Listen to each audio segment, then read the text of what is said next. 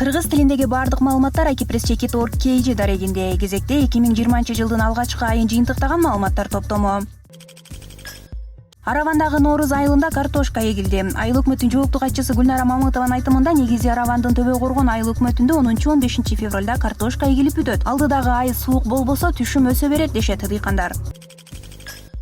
Интернеттен денесин көрсөтүп чоң суммадагы каражат тапкан кыздын ишин Октябрь райондук соту карады. 24 жаштагы айыпталуучу Борбордогу Батирде Европа, Америкадагы сайттар аркылуу денесин көрсөтүп киреше алып турган. Райондук сот аны порнографиялык каражаттарды жайылтканы үчүн 30 000 сом айып пул төлөөгө милдеттендирди.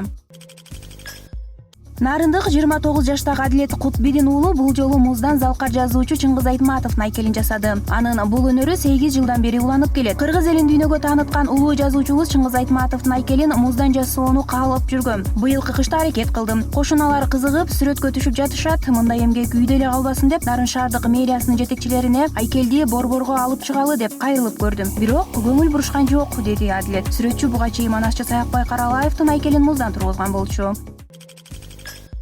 Бишкек шаарындагы 12 кичи райондо адам өмүрүн алган жол кырсык болду. 31 январда таң эрте Lexus менен Audi үлгүсүндөгү унаалар кагышкан. Анын кесепетинен 50 жаштагы эркек киши каза болуп, экинчи жабырлануучу ооруканада жатат. Ал эми 3-чү катышуучу өспүрүм баланы ата-энеси үйүнө алып кетишкен.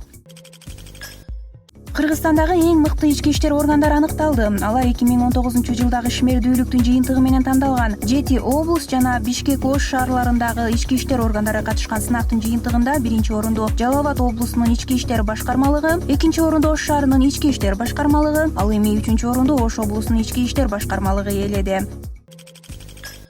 Ушул жана башка маалыматтар akpress.org.kg сайтында. Жаңылыктарды телефондон эле алуу үчүн Баракелде мобилдик тиркемесин көчүрүп алыңыз.